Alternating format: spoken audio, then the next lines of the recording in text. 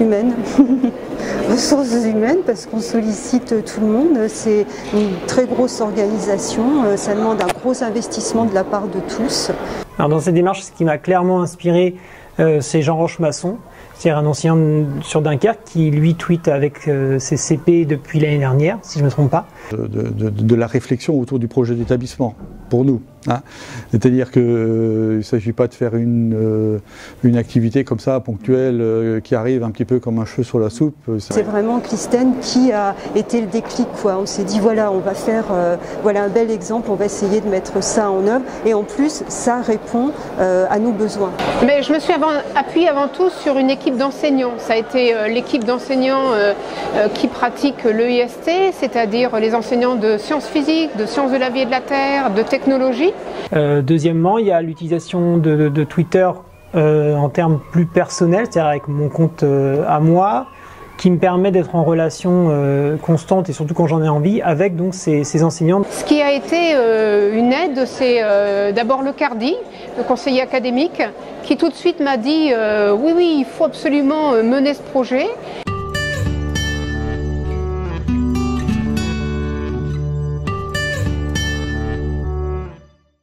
Plusieurs. Par exemple, pour le musée du Quai Branly, très vite le musée nous a dit qu'ils allaient nous prêter 6 facsimilés et s'est posé la question des assurances. Un établissement scolaire, par définition, ça n'a pas beaucoup d'argent. Comment assurer pour plus de 50 000 euros d'œuvres d'art?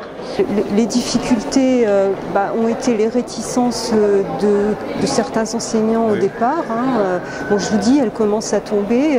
Et puis, la mixité qu'on voulait, elle est aussi difficile à mettre en œuvre. Pas vraiment, pas à proprement parler, dans la mesure où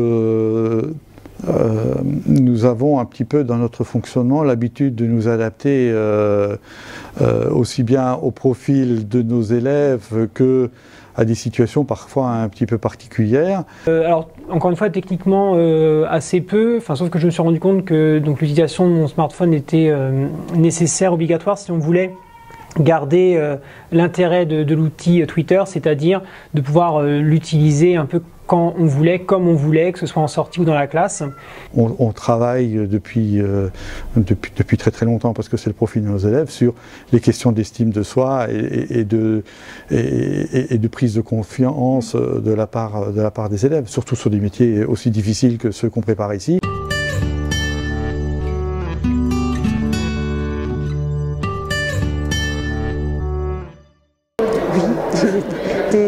Des bonnes surprises.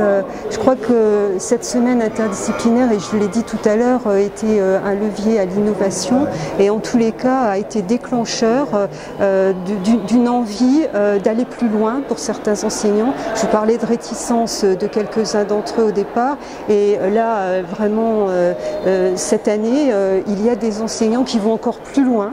Avant tout le plaisir des élèves, de voir que des élèves arrivent à mettre en œuvre leur imagination, leur créativité. Je reciterai un élève qui l'autre jour m'a dit eh bien, ce projet-là, on l'a mené jusqu'au bout. Et rien que ça, pour moi, c'est une bonne surprise. D'abord, je dirais l'ambiance de classe. Ça a énormément valorisé le travail, que ce soit une sortie, un événement, un travail d'écriture. Donc évidemment, quand la journée commence par un message qu'on a reçu d'une personne qui s'est abonnée à nous en nous disant bravo les CM1 pour votre travail d'écriture ou pour vos nouvelles poésies, évidemment, c'est assez agréable, je pense, pour les élèves. Le souci de l'orthographe. Alors, on ne va pas dire que mes élèves sont devenus tous forts en orthographe grâce à Twitter. Ce ne serait pas vrai. Par contre, ce qu'on peut dire, c'est que le souci de l'orthographe, de la syntaxe, du propos juste, du mot précis, du vocabulaire, ils l'ont beaucoup plus en utilisant l'outil, puisque ça va être lu, puisque c'est quelque chose donc de plus important. La bonne surprise, ça a été effectivement de voir ce que les élèves ont été capables de produire et de voir qu'en un laps de temps finalement relativement court, on arrive à faire une production qui finalement de très bonne qualité. Alors, bien manger, alors, bien déjeuner. Comme d'habitude, nous aurons peut-être les restes.